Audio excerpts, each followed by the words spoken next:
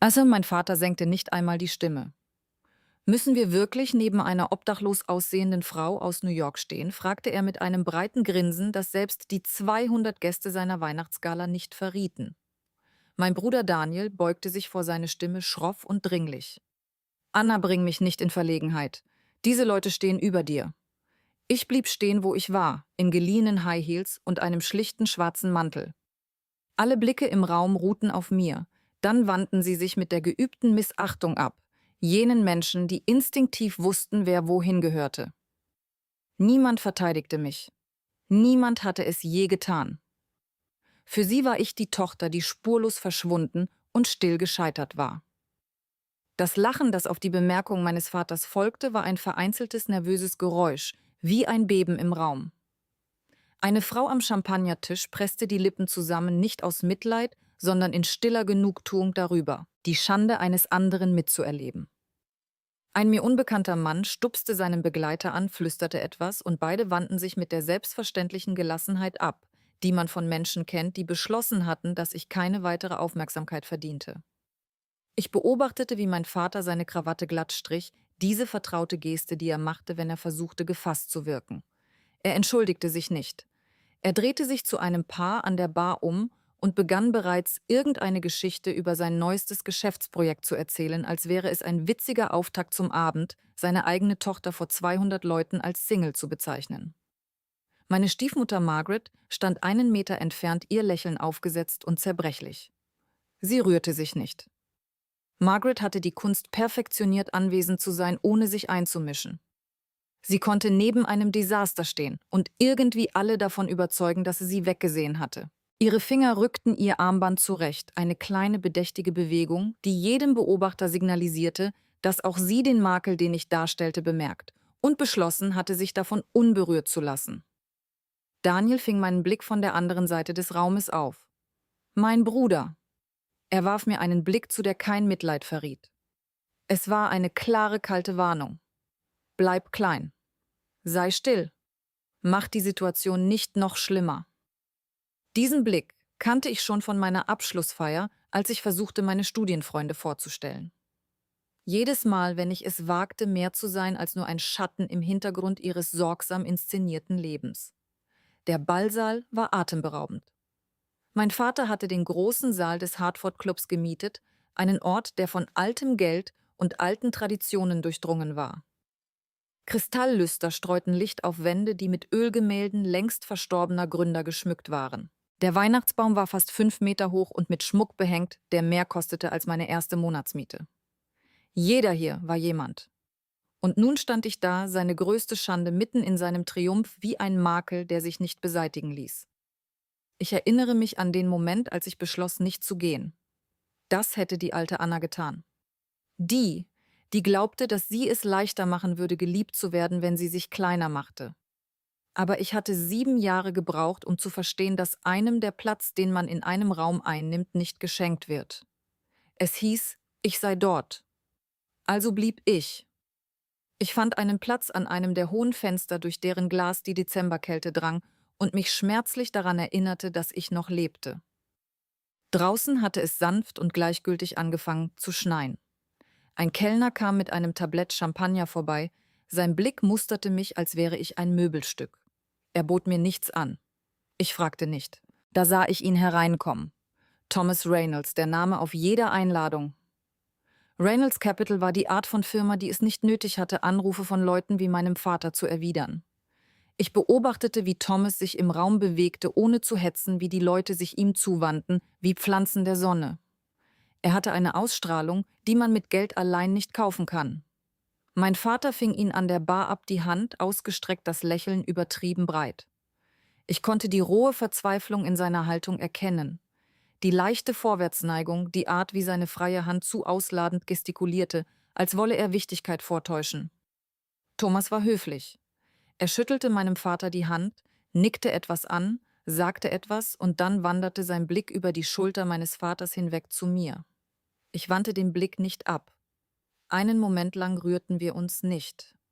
Mein Vater redete immer noch, gestikulierte in Richtung Daniel und versuchte nun, eine Geschichte von Erfolg und familiären Errungenschaften zu erzählen. Aber Thomas hörte nicht mehr zu. Er entschuldigte sich. Ich sah, wie sich der Gesichtsausdruck meines Vaters verdüsterte, die Verwirrung kurz aufblitzte, bevor er sich wieder fasste. Thomas kam auf mich zu. Ich dachte an unser erstes Treffen in einem Konferenzraum mit Blick auf den Central Park. Ich trug einen Second-Hand-Anzug. Mein Lebenslauf war auf geliehenem Papier gedruckt. Er hatte mir in diesem Vorstellungsgespräch nur eine Frage gestellt. Wovor haben Sie Angst? Ich sagte ihm die Wahrheit. Ich hatte Angst davor, jemand zu werden, der um Erlaubnis zum Leben bitten muss. Er hatte mich sofort eingestellt. 7 Jahre später durchquerte er nun mit demselben neugierigen Blick den Ballsaal meines Vaters. Er blieb vor mir stehen. Die Gespräche in der Nähe verstummten und kamen schließlich ganz zum Erliegen. Jemand hielt mit seinem Champagnerglas auf halbem Weg zu den Lippen inne. Anna, sagte er, und die Art, wie er meinen Namen aussprach, ließ es wie ein eingelöstes Versprechen klingen. Mein Vater tauchte plötzlich neben uns auf. Sein soziales Gespür war endlich geweckt. »Sie kennen sich?«, fragte er mit gespielter Freundlichkeit.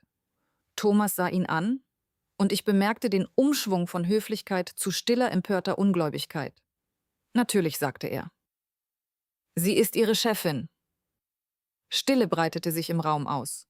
Selbst das Klirren der Gläser und das Schlurfen der Füße schienen stillzustehen. Ich beobachtete, wie sich die Gesichtszüge meines Vaters von Verwirrung über Misstrauen bis hin zu etwas, das unverkennbar Angst aussah, veränderten. Sein Mund öffnete sich, aber er brachte kein Wort heraus. Thomas war noch nicht fertig.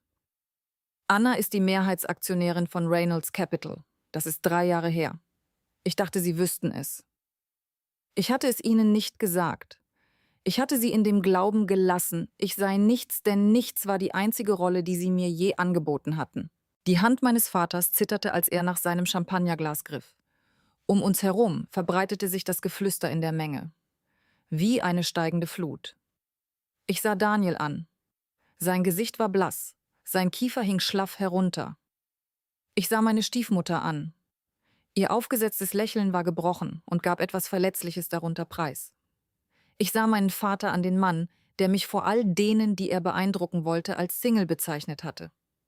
Und mir wurde klar, dass es an diesem Abend nicht darum ging, zu beweisen, wer ich geworden war. Es ging darum, in einem Raum voller Menschen zu stehen, die mich abgetan hatten, und zu erkennen, dass ihre Meinungen nichts mehr zählten. Jahrelang hatten sie mich klein gemacht. Heute Abend waren sie es, die nicht mehr wussten, wo sie stehen sollten. Ich bemerkte es zunächst nicht. Niemand merkt es, wenn die Entfremdung schleichend erfolgt. Nach dem Studium nahm ich einen Job an, der beeindruckend genug klang, um meinen Vater zum Schweigen zu bringen, Junior Analyst. Der Firmenname hatte genug Gewicht, um eine Zukunft zu suggerieren. Er nickte einmal so, wie er es immer tat, wenn etwas gerade so seine Mindestanforderungen erfüllte. Das hätte meine erste Warnung sein sollen. Das Büro war nicht offen grausam. Alle lächelten. Alle sprachen von Chancen, als wären sie selbstverständlich. Ein Lohn fürs Warten. Ich kam früh, weil meine Anwesenheit mir Schutz gab. Ich blieb lange, weil unfertige Arbeit irgendwie auf meinem Schreibtisch landete, selbst wenn sie mir nicht offiziell zugeteilt war. Die Leute fragten nicht mehr, ob ich helfen könne, sondern gingen einfach davon aus, dass ich es tun würde. Anfangs fühlte es sich wie Bestätigung an. So ist es immer. »Du bist gut darin«, sagte einmal jemand und blickte mir über die Schulter, während ich Zahlen korrigierte, die nicht stimmten. »Du siehst einfach die Ungereimtheiten, die anderen entgehen.« Ich lächelte und bedankte mich. Ich fragte nicht, warum diese anderen schon Partner waren. Im Winter wurde mein Schreibtisch zum stillen Sammelbecken für Probleme. Nicht offiziell eingetragen, sondern einfach nur lose Enden, die erledigt werden mussten, Akten, die aufgeräumt werden mussten, Kunden, die niemand betreuen wollte, aber von denen alle eine erfolgreiche Abwicklung erwarteten.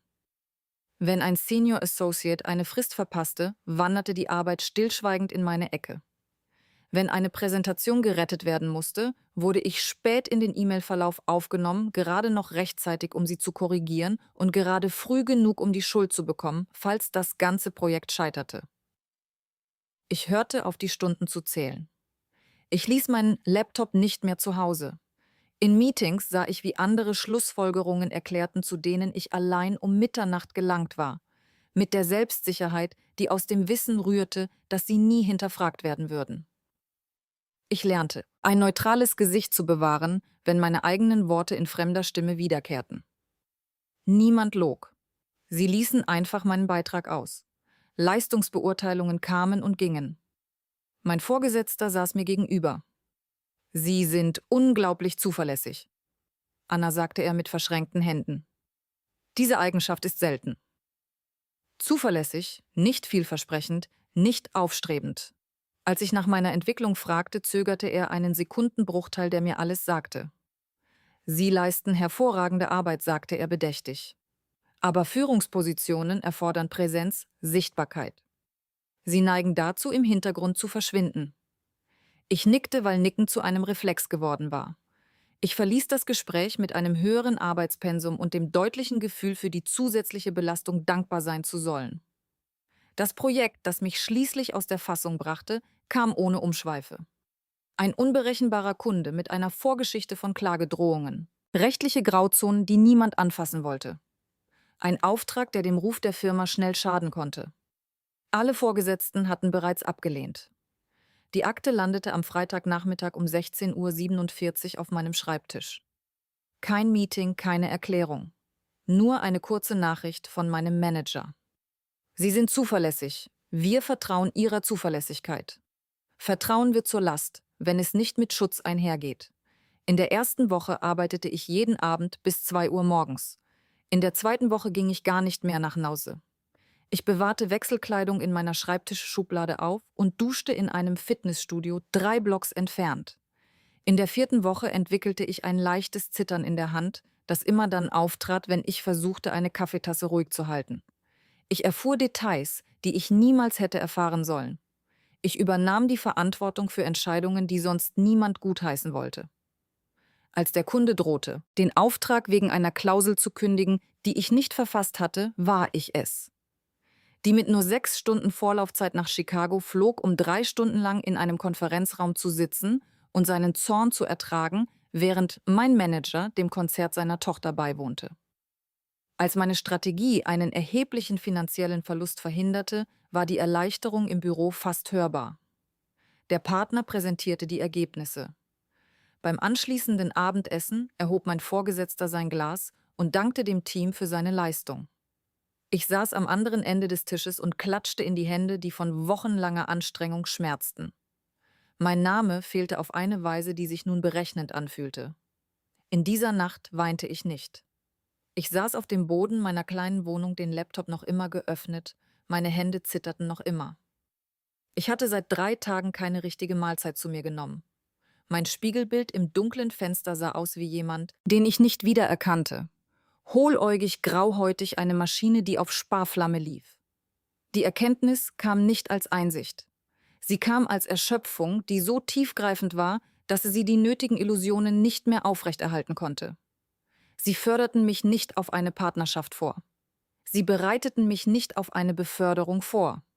Sie nutzten mich aus, weil ich zuverlässig war, weil ich Druck aushielt, ohne mich zu wehren, weil mir die einflussreichen Kontakte fehlten, die sie gezwungen hätten, vorsichtig mit mir umzugehen. Ich dachte an meine Familie und daran, wie meine Hilfsbereitschaft nach dem Tod meiner Mutter fälschlicherweise als Liebe interpretiert worden war. Das Muster kam mir erschreckend bekannt vor. Ich begann genauer hinzusehen, nicht wütend, sondern mit absoluter Klarheit. Mir fiel auf, wer frei sprach und wer auf eine Einladung wartete, wem katastrophale Fehler verziehen wurden und wer stillschweigend aus dem Verteiler gestrichen wurde. Ich beobachtete, wie die Anerkennung stetig nach oben wanderte, während die Verantwortung nach unten sank. Es hatte nichts mit Intelligenz zu tun. Es hatte alles damit zu tun, wer es sich leisten konnte zu gehen. 3 Wochen nach dem Festessen knallte mir mein Chef, während ich meine Sachen zusammenpackte, in letzter Minute eine weitere Aufgabe auf den Schreibtisch. Es war das 4. Mal in diesem Monat. »Kannst du das heute Abend erledigen?« Anna, fragte er beiläufig.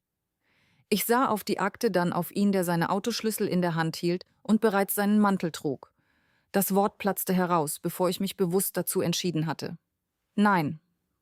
Die Stille, die folgte, war das lauteste Geräusch, das ich je in diesem Büro gehört hatte. »Tut mir leid.« Seine Stimme klang aufrichtig verwirrt, als hätte ich in einer Fremdsprache gesprochen. »Nein«, sagte ich. Meine Stimme war ruhig, obwohl mein Herz hämmerte. Ich wollte verstehen, wie diese Aufgabe in meine zukünftige Rolle passte.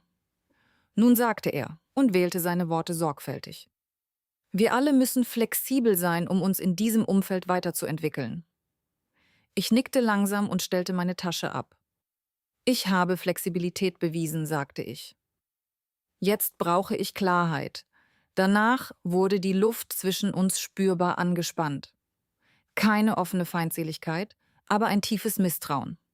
Ich bekam zwar weiterhin Arbeit, aber nun tauschte ich misstrauische Blicke aus. Wenn ich mich nicht sofort für zusätzliche Aufgaben meldete, musste es jemand anderes tun, und die Unannehmlichkeit war ihnen anzusehen. Zum ersten Mal verstand ich, was schon immer gestimmt hatte.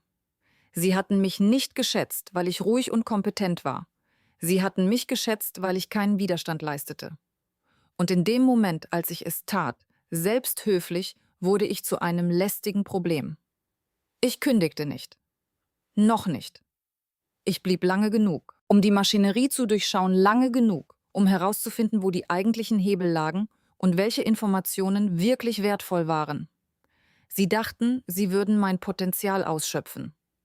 Sie merkten nicht, dass ich aufgehört hatte, mich in ihr System zu investieren. Still und methodisch, ohne es einem Menschen zu sagen, begann ich mich auf eine Karriere vorzubereiten, für die ich niemandes Erlaubnis brauchte. Sie bemerkten es nie, und das war letztendlich ihr fataler Fehler. Das Gespräch, das mein Leben endgültig von meiner Familie trennte, fand an einem Samstagnachmittag im April statt. Ich erinnere mich an die Schwere des Tages wissend, dass ich eigentlich in meiner New Yorker Wohnung für meine Abschlussprüfungen hätte lernen sollen, stattdessen aber zurück nach Connecticut fuhr. Die Stimme meines Vaters am Telefon war kurz angebunden und professionell. Er forderte meine Anwesenheit, um etwas Wichtiges zu besprechen. Ich wusste sofort, dass es keine guten Nachrichten waren. Mein Vater rief mich nie zu Feierlichkeiten an. Ich kam am Nachmittag an. Margarets prächtige Rosen blühten entlang des sorgfältig gepflegten Weges. Daniel war bereits da, saß steif im Wohnzimmer und vermied meinen Blick. Anna durchbrach die Stimme meines Vaters die Stille. »Komm bitte ins Arbeitszimmer.« Das Arbeitszimmer war schon immer sein Ort der Urteile. Dunkle Eichenledersessel, Wände voller Bücher, die eher Dekoration als Lektüre waren. Er saß hinter seinem Schreibtisch wie ein Monarch, der im Begriff war, ein Edikt zu verkünden, Margaret wache an seiner Seite. Ich saß ihm gegenüber demselben Sessel, der ein Jahrzehnt seiner Enttäuschung über mich aufgesogen hatte. »Wir müssen über deine Zukunft sprechen«, begann mein Vater, die Hände auf dem dunklen Holz verschränkt. Ich wartete. »Margaret und ich haben deine Situation besprochen und sind sehr besorgt über den beruflichen Weg, den du eingeschlagen hast. Ich war ein Problem, eine Variable, die man im Griff behalten musste, keine Person, die man respektieren sollte.« »Ich werde mein Studium mit Auszeichnung abschließen«, sagte ich emotionslos. »Ich habe bereits 3 attraktive Jobangebote im Finanzwesen.« In New York, entgegnete er und betonte den Namen der Stadt, als wäre er ein Synonym für Leichtsinn. »Ja, in New York«, sagte er und beugte sich vor. Eine geübte, überzeugende Geste. »Wir denken, du solltest es dir noch einmal überlegen. Komm nach Hause. Ich kann dir eine Stelle in der Firma besorgen. Daniel wird irgendwann die Niederlassung in Hartford übernehmen und wir könnten jemanden Diskretion gebrauchen, der sich um die administrativen Angelegenheiten kümmert.« Administrative Angelegenheiten. Nach 4 Jahren unerbittlichen akademischen und beruflichen Kampfes, um an die Spitze meiner Universität zu gelangen. »Du willst, dass ich Daniels Sekretärin werde.« Ich übersetzte es und sah ihm in die Augen. »Übertreib es nicht, Anna. Es wäre eine leitende Position. Letztendlich bietet sie Stabilität.« Ich sah Margaret an. Ihr Gesichtsausdruck war neutral, aber die leichte Anspannung um ihre Augen verriet die Zufriedenheit. Das war ihr Sieg. Ich wieder unter Kontrolle, bereit, dem rechtmäßigen Erben zu dienen. Und wenn ich mich weigere, seufzte mein Vater mit einer Stimme, die von übertriebener Geduld zeugte. »Anna, wir versuchen dir ein Sicherheitsnetz zu bieten. New York ist ein gnadenloser Ort und die Jobs, die du in Betracht ziehst, erfordern Verbindungen, die du einfach nicht hast. Sie sind nicht sicher.« Er meinte, ich hätte kein Vermögen. Ich hätte kein Netzwerk von Familienfreunden, die darauf warteten, mich aufzufangen. Daniel würde alles erben. Ich würde nichts erben außer einem Leben, in dem mir ständig gesagt wird, ich sei nicht gut genug. Ich habe mich selbst, sagte ich mit leiser Überzeugung in der Stimme. Das ist meine Verbindung. Er schüttelte abweisend den Kopf. Diese Sturheit ist genau das Problem. Du hast das Bedürfnis, etwas zu beweisen, aber die Welt belohnt nicht bloße Anstrengung, Anna. Sie belohnt Menschen, die ihre Position verstehen. Menschen wie mich. Die Worte ließen mich erschaudern, obwohl ich sie erwartet hatte. Was genau bedeutet dieser Satz, fragte ich. Er bedeutet, dass du aufhören musst, so zu tun, als wärst du eine Naturgewalt. Du bist meine Tochter, und das bringt gewisse familiäre Erwartungen mit sich. Hör auf dich, wie ein unabhängiges Kraftpaket zu benehmen. Langsam stand ich auf, von einem Instinkt getrieben, der jenseits meines bewussten Denkens lag. Deine Tochter, wiederholte ich und ließ den Spott in dem Wort mitschwingen. Ich habe mich seit Jahren nicht mehr wie deine Tochter gefühlt. Ich fühlte mich wie eine Last, ein Problem, von dem du hofftest, es würde sich stillschweigend von selbst lösen. Margaret schaltete sich geschickt ein. Anna, wir versuchen dir zu helfen. Du hast so lange allein gekämpft.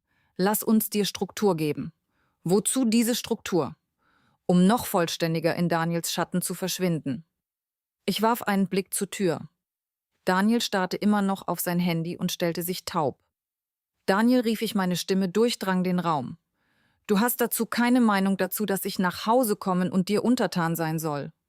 Erschrocken blickte er auf und senkte dann schnell den Blick. So ist das nicht, Anna. Dad meint nur, es wäre besser für dich, wenn du näher bei deiner Familie wärst. Familie, lachte ich.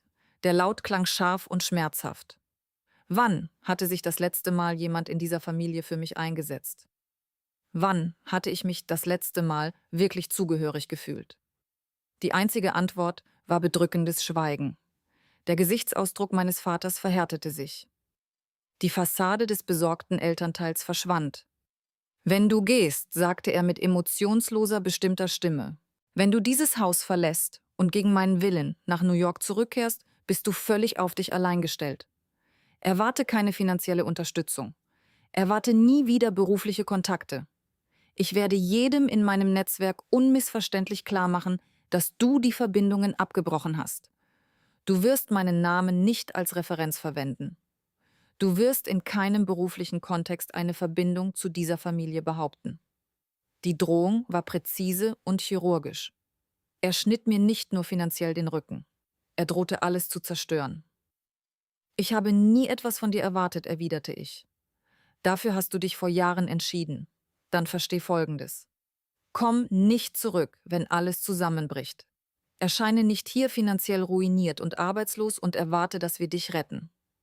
Du wählst deinen Weg und trägst die vollen Konsequenzen. Ich sah ihn an und suchte nach der kleinsten Spur des Vaters, an den ich mich aus meiner frühen Kindheit erinnerte. Er war nicht da.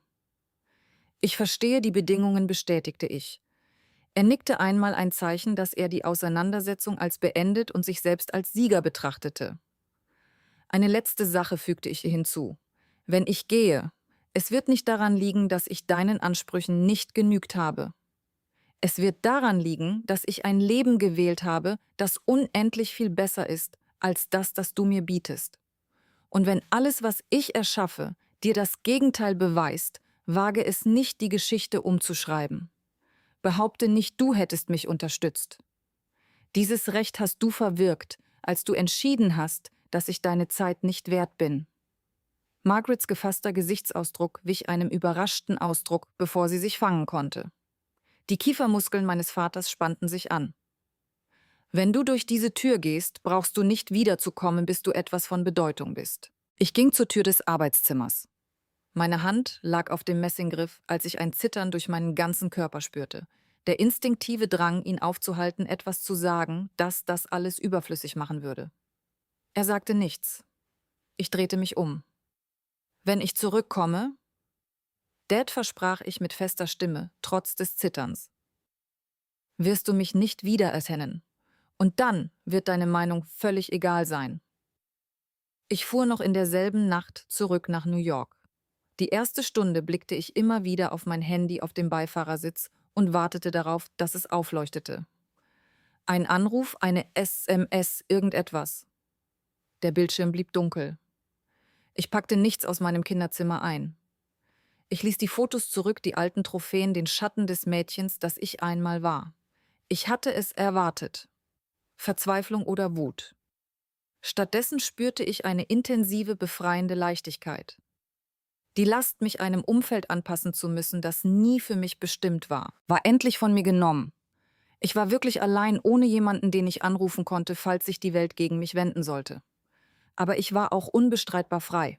Frei von der Hoffnung, dass sie sich ändern würden. Frei vom Kreislauf kleiner Demütigungen. Frei von der Lüge, dass Liebe durch ständige Selbsterniedrigung verdient werden müsse. Mein Vater hatte mir eine Herausforderung gestellt. Komm erst zurück, wenn du jemand bist. Ich nahm sie an. New York empfing mich nicht mit offenen Armen. Die Stadt verlangt zuerst Tribut. Sie nimmt alles, was man über sich selbst zu wissen glaubte, und zermalmt es, um zu prüfen, was vom Kern übrig bleibt. Ich kam mit einem Jobangebot als Junior-Analystin an, das gerade für die Miete einer beengten WG-Wohnung in Washington Heights reichte. 4 Mitbewohner, ein Badezimmer, der ständige Geruch von alter Pizza und Ehrgeiz. Mein Zimmer war ein schmaler Kasten. Es sollte nur vorübergehend sein. Es dauerte 2 Jahre. Zum ersten Mal in meinem Leben war ich völlig frei. Anonym. Niemand kannte meinen Familiennamen, meine Vergangenheit oder die verzerrte Geschichte, die man mir zugeschrieben hatte. Ich war nur ein weiterer hungriger 22-Jähriger, der einer Zukunft hinterherjagte, die noch in weiter Ferne lag. Ich arbeitete bei einer kleinen Investmentfirma in Midtown. Kein bekannter Name, aber respektabel genug. Mein Titel bedeutete, dass ich jede noch so langweilige Aufgabe erledigte, die die Vorgesetzten für unter ihrer Würde hielten. Sie bemerkten den Einsatz, aber nicht die Person. Zumindest nicht anfangs. Ich lernte schnell, dass harte Arbeit allein nicht ausreichte. Die Stadt war voll von Menschen, die 80 Stunden pro Woche arbeiteten, nur um ihren Platz zu behalten. Harte Arbeit war die Mindestvoraussetzung. Aufstieg erforderte etwas ganz anderes. Die erste richtige Krise kam in meinem 3. Monat. Meine Mitbewohnerin, eine Rechtsanwaltsgehilfin. Die nachts arbeitete, zog ohne Vorwarnung aus, nahm die Kaution mit und ließ mich für ihren Mietanteil aufkommen. Ich hatte 11 Tage Zeit, um $300 aufzutreiben, die ich nicht hatte. Ich verkaufte meinen Laptop, den guten, den mir meine Mutter vor ihrem Tod geschenkt hatte. Ich kaufte mir einen gebrauchten Ersatz zum halben Preis und aß 6 Wochen lang Instant-Nudeln, bis das Defizit wurde ausgeglichen. Niemand im Büro bemerkte meinen Gewichtsverlust. Niemand fragte, warum ich nicht mehr zum Mittagessen ging.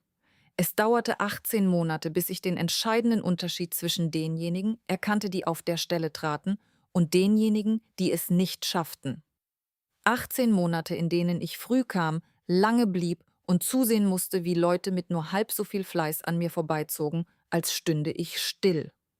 In meinem ersten Jahr entdeckte ich einen Fehler in einer Deal-Analyse, der die Firma viel Geld gekostet hätte. Ich schickte die Korrektur an meinen direkten Vorgesetzten. Er leitete sie ohne meinen Namen an seinen Vorgesetzten weiter. Der Partner, der die korrigierte Analyse präsentierte, erhielt einen Bonus. Ich sagte nichts. Ich merkte mir die Lektion. Eines Abends, in meinem 2. Winter, arbeitete ich bis spät in die Nacht an einem komplexen Bericht, der mir um 16 Uhr achtlos auf den Schreibtisch geknallt worden war. Abgabetermin war am nächsten Morgen. Es war still im Büro. Ich hörte Schritte und sah auf. Markus Chen, einer der Seniorpartner, stand in der Tür zu meiner Kabine.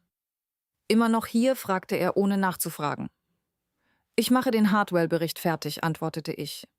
»Wer hat Ihnen das zugeteilt?« »Peterson.« »Peterson.« Er wiederholte den Namen mit einem bitteren Nachgeschmack. Dieser Bericht war seine Hauptverantwortung. Er sollte ihn morgen präsentieren. Ich gab keine Erklärung ab. »Was halten Sie von dem Deal, Anna die Hartwell-Übernahme?« Ich zögerte.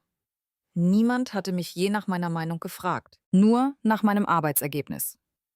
»Es ist extrem riskant«, sagte ich schließlich und wählte meine Worte sorgfältig. Die Prognosen basieren auf einer angenommenen Wachstumsrate von 15%. Aber der Sektor des Unternehmens lag in den letzten 5 Jahren durchschnittlich bei 7%. Entweder verfügt die Firma über Insider-Informationen oder jemand spekuliert darauf, dass sich niemand die Mühe macht, die Berechnungen zu überprüfen. Markus musterte mich einen Moment lang. Sie überprüfen die Berechnungen. Ich überprüfe die Berechnungen immer, bestätigte ich. Er stand auf und knöpfte seine Jacke zu. Beenden Sie den Bericht. Fügen Sie Ihre Analyse hinzu, aber in einem separaten Anhang. Schreiben Sie Ihren Namen auf diesen Anhang. Er ging weg. Der Hartwell-Deal platzte 3 Wochen später. Jemand hatte sich tatsächlich darauf verlassen. Schlampige Mathematik. Peterson wurde stillschweigend aus dem Gebäude geleitet. Markus Chen bestellte mich am nächsten Tag in sein Büro. Sie haben ein gutes Gespür, sagte er und blickte über das Stadtbild. Aber Instinkt ist nichts anderes als Beobachtung. Du musst lernen, Strategien anzuwenden. Er wurde mein inoffizieller Mentor. Markus lehrte mich nichts über Finanzen, sondern über die Anatomie der Macht. Wie sie sich durch Räume bewegt, wie sie sich im Verborgenen hält. Doch Mentoring schützte mich nicht vor dem harten Alltag. In meinem 3. Jahr unterlief mir bei einem kleinen Geschäft ein Rechenfehler. Der Kunde bemerkte es. Mein Vorgesetzter rief mich in sein Büro und sagte mir, ich könne froh sein, dass der Kunde mir verzieh, dass ein weiterer Fehler dieser Art in meiner Akte vermerkt würde. Der Fehler stammte aus Daten eines leitenden Analysten, der Neffe eines Vorstandsmitglieds war. Diese Beweise vorzulegen, würde mich mehr kosten als Schweigen. Ich nahm die Warnung ernst. Ich begann alles dreifach zu überprüfen, auch Arbeiten, die nicht meine waren. Über deine Familie bemerkte Markus einmal. Du hast nie gesprochen. Es gibt nichts Wichtiges zu besprechen. Er nippte an seinem Wein. Jeder hat seine Geschichte. Die einzige Frage ist, ob sie dich besitzen oder du die Geschichte. Ich dachte an das Arbeitszimmer meines Vaters. Sie halten mich für irrelevant, für einen Versager, der dummerweise weggelaufen ist. Die Stadt, die sie schließlich verschlingen wird. Markus stellte sein Glas entschlossen ab. Dass Anna dein größter Vorteil ist. Der effektivste Gegner ist der, den niemand beobachtet. Damals verstand ich seine Bedeutung noch nicht ganz. Ich war 34 und stand kurz vor dem nächsten Schritt. Ich zog aus Washington Heights weg und in eine kleine, völlig private Wohnung in Brooklyn. Ich wechselte den Job und ging zu einer größeren Firma, wo viel mehr auf dem Spiel stand und die Lektionen brutaler waren. Ich hörte auf, etwas öffentlich zu posten. Die wenigen Anrufe von zu Hause vor dem Unterricht hörten ganz auf. Mit 27 war ich für meine Familie völlig unkenntlich geworden. Das Mädchen, das man so leicht vergessen konnte, war noch da, aber jetzt war sie gepanzert. Ich war bereit für die nächste Stufe. Sie haben es nie bemerkt. Und das war letztendlich ihr fataler Fehler. Niemand bietet einen Kurs an, wie man sieht, was andere übersehen. Das ist keine Fähigkeit, die man im Klassenzimmer erlernt. Man entwickelt sie, wie der Körper Narbengewebe Schicht für Schicht bildet. Jedes kleine Trauma hinterlässt etwas Härteres und Aufschlussreicheres als das, was vorher da war. Meine Fähigkeit, Probleme vorherzusehen und die subtilen Unstimmigkeiten in Daten und Verhalten zu erkennen, rührte direkt von Jahren her, in denen ich unsichtbar war. Wenn alle einen übersehen, lernt man den Blick auf alles andere zu richten. Die wichtigsten Informationen finden sich nicht in formatierten Berichten oder aufwendig gestalteten Präsentationen. Sie liegen in der Stille, den flüchtigen Blicken, den Dingen, die Menschen preisgeben, wenn sie glauben, dass niemand, der wirklich wichtig ist, zuhört. In der zweiten Firma, in der ich anfing, gab es eine geschäftsführende Gesellschafterin namens Victoria Ashford. Sie war 63, seit 40 Jahren im Geschäft und hatte den Ruf, Karrieren mit einem einzigen skeptischen Blick zu zerstören. Die jüngeren Mitarbeiter mieden sie lieber, als mit ihr den Aufzug zu benutzen. Ich suchte ihre Nähe. Es war kein Mut, sondern kalkulierte Notwendigkeit. Ich beobachtete Victoria in Meetings. Sie ergriff selten als Erste das Wort und sagte fast nie etwas, es sei denn, ihre Worte würden die Richtung des Gesprächs unwiderruflich verändern. Wenn sie dann endlich sprach, ordneten sich ganze Räume um ihre Autorität herum neu. Ich musste die Mechanismen dieser Macht verstehen. Ich begann an Tagen, an denen ich wusste, dass sie anwesend war, länger zu bleiben. Unser Büro befand sich auf derselben Etage. Sie hatte ein Eckbüro mit fantastischem Ausblick, ich eine Kabine neben dem lauten Kopierraum. Ich suchte nach Gelegenheiten, an ihrer Tür vorbeizugehen, um sie zu sehen, ohne aufdringlich zu wirken. Eines Abends, etwa 3 Wochen nach Beginn meiner Strategieentwicklung, rief sie mir im Vorbeigehen zu: „Sie sind doch der Analyst, der den Meridianfehler entdeckt hat." Oder ich blieb in ihrer offenen Tür stehen. „Ja, kommen Sie herein." Schließen Sie die Tür. Ihr Büro war minimalistisch eingerichtet, alle Oberflächen frei bis auf ihren Laptop und ein schweres, halbvolles Kristallglas. Ich saß auf dem Stuhl, sagte sie und deutete darauf. „Warum ist Ihnen das aufgefallen?" fragte sie ohne Umschweife. „Es tut mir leid. Den Fehler." 3 erfahrene Senior-Analysten mit jahrzehntelanger Erfahrung haben den Deal geprüft, bevor er auf ihrem Schreibtisch landete. Keiner von ihnen hat die von Ihnen gemeldete Diskrepanz bemerkt. Warum haben Sie sie bemerkt? Ich dachte über die Frage nach. Die ehrliche, einfache Antwort war gleichzeitig die wichtigste Wahrheit, weil ich keine andere Wahl hatte, als anzunehmen, dass sie korrekt war. Victoria beobachtete mich über den Rand ihres Glases hinweg. Die meisten Menschen gehen von ihrer Richtigkeit aus. Es ist schneller. Es ist einfacher. Es birgt weniger persönliches Risiko. Ich kann es mir nicht leisten, irgendetwas anzunehmen. Und warum, Anna? Ich begegnete ihrem scharfen, unerbittlichen Blick. Weil mich niemand verteidigen wird, wenn ich falsch liege. Ich besitze nicht die Art von Hintergrund, die mir eine zweite Chance ermöglicht. Etwas Subtiles veränderte sich in ihrem Gesichtsausdruck. Nicht Mitgefühl, zu dem Victoria scheinbar unfähig war, sondern eine scharfe klinische Erkenntnis. „Gut", sagte sie und nickte einmal. „Nutze diese Schwäche aus." Victoria wurde die zweite unverzichtbare Person in meiner New Yorker Ausbildung.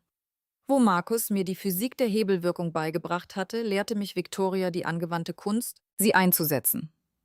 Wie man wichtige Informationen erkennt, sammelt und nutzt, bevor jemand anderes sie gegen mich verwendet. „Informationen sind die einzige Währung, die wirklich zählt", sagte sie mir einmal.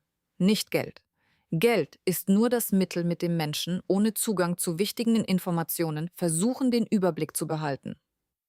Doch bevor ich Informationen einsetzen konnte, musste ich die Konsequenzen überleben, wenn ich recht hatte. The first time I corrected a senior colleague's analysis in a meeting, the room went cold. The colleague, a man named Harrison, who had been with the firm for 15 years, smiled at me with his mouth only and said, "Thank you for that perspective, Anna." Within a week, I was reassigned from his project team to a dead-end compliance review. The second time, I learned to route my corrections through Victoria first, letting her present them as her own observations. The credit flowed upward, the protection flowed down. Under her demanding supervision, I developed the skill that would eventually make me invaluable. I learned to spot non-obvious patterns in data, to predict market shifts not through predictive formulas, but by understanding the specific fears and motivations of the individuals making the decisions. Numbers tell a portion of the truth, but the ultimate truth resides in the human element. My skill was tested fully during a major firm decision. The partners were considering acquiring a high-growth tech company that looked immaculate on paper. Everyone was celebrating the impending bonuses. I spent 3 weeks scrutinizing every filing. Something felt fundamentally wrong, but the balance sheets were pristine, too pristine. The first 2 weeks yielded nothing. I followed threads that led nowhere. A vendor relationship that seemed unusual but proved legitimate, a revenue recognition pattern that looked aggressive but fell within accounting standards. I began to doubt my own instincts. On the 14th night, I almost gave up. The deal was scheduled to close in 10 days. The partner championing the acquisition had already started discussing integration timelines, but the wrongness persisted. Something I couldn't name. I dug deeper, focusing on subsidiary filings, working backward through 3 years of amendments to corporate structures. On day 17, I founded a shell company registered in Delaware that held the majority of the tech company's liabilities. The debt was absent from the primary financials because technically it belonged to a different entity. However, that shell was wholly owned by the founder, meaning the debt would be absorbed by the acquirer US. I presented my findings to Victoria. She looked at the documentation for exactly 90 seconds before picking up her phone. 2 hours later, the acquisition was dead. The partner who had championed the deal, a veteran of 20 years, was asked to clear his office by the end of the week. No one outside that small circle knew I had been the one to uncover the catastrophic flaw. Victoria ensured my anonymity. "You are not ready to be visible," she explained calmly. "When you take credit for ending a deal this large, you create powerful permanent enemies. If you create enemies before you have the power to survive them, you will not survive at all. So I maintain my invisibility for now. But there is a crucial difference between being invisible because others dismiss you and being invisible because you choose it. The first is a weakness. The second is a powerful strategic advantage. I thought of my family all the years I was erased against my will. Now I was choosing my own eraser, and the choice made all the difference in the world. The firm's subsequent success was attributed to cautious, smart leadership. My name appeared nowhere in the annual report, nowhere in the press releases. But Victoria knew, and more importantly, I knew. It was then that I began building something entirely my own. It started small. On weekends, I tracked opportunities the firm had ignored, deals that didn't fit their rigid portfolio but held non-obvious potential. I analyzed sectors they'd overlooked, companies too small to attract their established attention. But analysis without capital is academic exercise. I had saved aggressively since my first paycheck, living in apartments smaller than what I could afford, declining the lifestyle inflation that consumed most of my peers. By my 5th year, I had accumulated enough for a meaningful seed investment. Not life-changing money, but enough to have skin in the game. I made 3 small investments in my first year of quiet independence. 2 failed completely. The third returned my capital with modest gains. The failures taught me more than the success. I learned that being right about potential meant nothing if the founder couldn't execute. If the timing was wrong, if 100 variables I hadn't considered conspired against the outcome. I wasn't planning to leave the firm immediately. But I was preparing for a singular independence. The opportunity that changed everything came from an unexpected source. A founder I'd met briefly at a conference reached out looking for seed capital for her education technology platform designed to help first-generation college students navigate financial aid. The numbers were modest but compelling. The market was underserved, and the founder's pitch, her fierce, unyielding drive, reminded me so much of myself at 22. I knew no one who would be interested in this scale of investment, but I knew someone who might know someone. I called Marcus Chen. "There's something I want to show you," I said. "It's not for the firm. It's for an independent strategic investment." He was quiet for a long moment. "Dinner Saturday. Bring everything you've developed." That dinner was the inaugural step toward everything that followed. Marcus didn't invest himself, but he introduced me to someone who did. And that led to another introduction, which led to another, until I wasn't merely an analyst anymore. I was quietly constructing a foundation that no one could take away from me. The invitation arrived on a routine Tuesday afternoon, nestled between emails about compliance and quarterly reports. It bore a name I recognized instantly but had never corresponded with Eleanor Vance. She ran Vance Partners with a quiet, terrifying authority that ensured even the most aggressive voices in finance lowered their volume when speaking to her. The message was brief, formal, and deceptively simple. A private gathering at her home the following week. The theme was emerging markets in the coming decade. My attendance was requested. Requested, not demanded or required. That was the language of people who knew their request was functionally a command. I had heard of Eleanor's gatherings the way one hears about secret societies. They were never publicized, never discussed in the press, and never appeared on social media. What happened at Eleanor's residence stayed there, protected by the mutual understanding that everyone present had a considerable reputation to protect. Victoria had told me once that these gatherings were where real decisions were made, not in boardrooms but in private libraries over expensive scotch, where handshakes meant more than contracts. The night of the gathering, I wore a midnight blue dress I'd commissioned for an occasion I hadn't yet defined. It was simple, perfectly cut, expensive enough to belong, but restrained enough not to scream for attention. In rooms like this, overt flashiness was the quickest route to dismissal. Eleanor's townhouse, located on the Upper East Side, was one of those limestone monoliths that whispered of permanent entrenched wealth. A woman in a dark suit took my coat and led me through a foyer lined with abstract art I knew was priceless. The gathering was held in the library, a room paneled in warm wood, lined with leather-bound volumes and furnished with antiques. There were perhaps 25 people in attendance. I recognized the prominent senator, a hedge fund manager whose name dominated financial news, and a woman who had been on the cover of Forbes the previous month. And then there was me. Anna Chen, 30 years old, with no recognizable family name, no established history, and no obvious reason to be standing among this elite. I secured a drink and positioned myself near the tall windows, allowing me to observe without being conspicuous. The conversations were exactly what I expected. Market trajectories, central bank policy implications, and geopolitical risk assessments. I was listening to two men debate the volatility of emerging market bonds when Eleanor Vance appeared at my elbow. Anna. Her voice was soft, but measured the tone of a person who never used a single word by accident. I'm genuinely glad you could accept the invitation. Thank you, Miss Vance. It's an honor. Victoria speaks of you in unusual terms. That is not something she does lightly. I kept my expression neutral.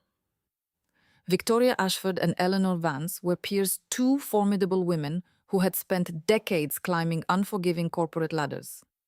If Victoria had vouched for me, it carried immense unseen weight. I owe a great deal to her instruction, I said. Eleanor smiled slightly, a gesture that didn't quite reach her eyes. I'm certain you do, but I am far more interested in what you have managed to learn on your own initiative. Before I could formulate a reply, she was gone, touching another guest's arm, already absorbed in a different strategic conversation. I was left by the window trying to decode the 2 minutes that had just occurred. The rest of the evening felt less like a party and more like a continuous, subtle examination. People approached me, introducing themselves and asking questions that seemed conversational, but were clearly designed to probe my knowledge. What was my view on the Fed's latest minutes? Had I processed the new report on Asian credit markets? What was my personal take on the shift toward long-term sustainable investing? I answered meticulously, saying enough to confirm my expertise, but not enough to reveal my operational strategies.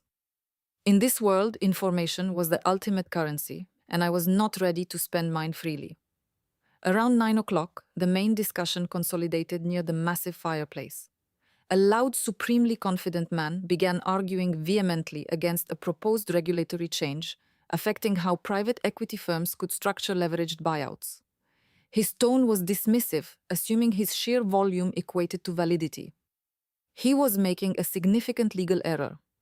He was conflated two different provisions of the proposed law, and his entire opposition was built upon this structural misinterpretation. Either he hadn't actually read the full text, or he was certain no one else present had. I remained on the periphery observing. But Eleanor, standing near the man, must have caught a flicker of my reaction because suddenly she addressed me. Anna, she said, and the room went silent. You appear to have a perspective that isn't being voiced. Every eye in the room pivoted to me. I felt the concentrated pressure of their combined attention. The absolute realization that being seen here meant being judged instantaneously. If I spoke and was wrong, I would never be invited back. If I spoke and embarrassed someone powerful, the consequences could follow me for years. Not a perspective, Miss Vance, I clarified. A factual clarification. I explained the error in his argument, citing the specific provision numbers. I detailed why the two sections were mutually exclusive and precisely what the regulation's actual, rather than assumed impact would be on deal structure. My voice remained calm, my tone purely objective, my words surgically precise. When I finished, the loud man's face was flushed, a deep, uncomfortable red. The room remained silent for a long, necessary moment. Then Eleanor nodded, a brief, affirming motion. Thank you, Anna. That context is critically important. The conversation immediately pivoted, abandoning the man's flawed position. I could feel the atmosphere shift around me, the subtle recalibration of every person's interest.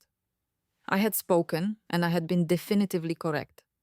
In this ecosystem, that combination was both rare and inherently dangerous. The man I had corrected found me later near the bar. His expression was pleasant controlled. Impressive, he said. Not many people would have risked contradicting me in this particular room. I didn't contradict you. I corrected a factual error. Semantics. He smiled, but his eyes were cold. I'll remember this conversation, Miss Chen. He walked away before I could respond. As I was leaving, I noticed a distinguished silver-haired man watching me from near the door. His face suggested he had witnessed enough in life not to be easily impressed. He didn't approach. He simply nodded once, a gesture of acknowledgement, and turned away. I learned his name the following week when Victoria mentioned that Thomas Reynolds had asked about me. Asked what I said, keeping my voice neutral. Who you were, where you came from, whether you were as sharp as you appeared, or simply lucky. What did you tell him? Victoria's expression didn't change. I told him luck had nothing to do with it. It would be another 4 months before Thomas Reynolds and I spoke directly. 4 months of being in the same rooms, nodding across crowded gatherings, building a recognition that neither of us rushed to formalize. When he finally approached me at a smaller dinner, fewer witnesses, his first words were not flattery. You've been patient, he said. I've been watching, I replied. The same as you. He smiled, then the first genuine expression I'd seen from him. Victoria was right about you. He reached into his pocket and produced a thin, elegant card. When you reach the stage where you are ready to construct something significantly larger than your current structure, call me directly. He was gone before I could formulate a response, disappearing into the night like a powerful, disruptive possibility. I stood on the sidewalk holding the card that felt unnaturally heavy, realizing that the independent life I had so carefully constructed was about to be irrevocably changed. The first time someone actively attempted to derail me, I didn't recognize it for what it was. That is how the best manipulations work. They never feel like an attack. They always feel like a coveted opportunity. I had been at the firm for 4 years when Martin Price, a senior partner, decided I was the permanent solution to all his professional shortcomings. Martin was a man who had been consistently promoted beyond his genuine competence and spent his days carefully managing the illusion of his productivity. He possessed an incredible talent for claiming credit for successes and effortlessly deflecting all subsequent blame. He started subtly. A request for discreet assistance on a report he was struggling with. A late-night email asking me to sanity check a complex financial model. A casual mention that he was profoundly impressed with my diligence and wanted to begin collaborating more closely. I was initially flattered. I should have recognized the alarm bells. Within 6 months, I was effectively executing half of Martin's official duties while he retained his full salary and bonus potential. I was the one who worked past midnight fixing his strategic missteps.